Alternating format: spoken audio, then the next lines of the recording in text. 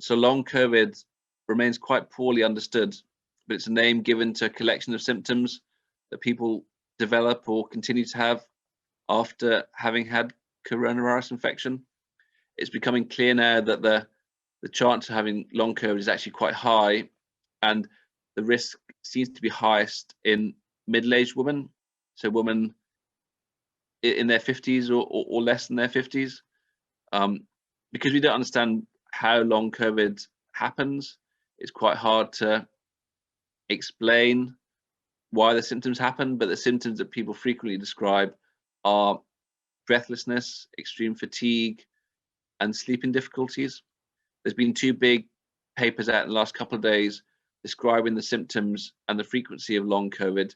and it seems to be really common in those who've been discharged from hospital after having had coronavirus infection. And there doesn't seem to be a link between how seriously unwell you were with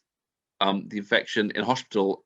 and how likely you are to get infections. So there's people who have very mild disease, who have very debilitating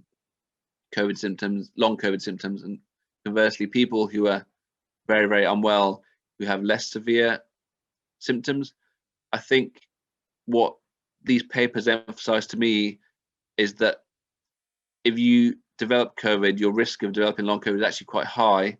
and the most effective way to prevent that is to not develop coronavirus in the first place and to be vaccinated.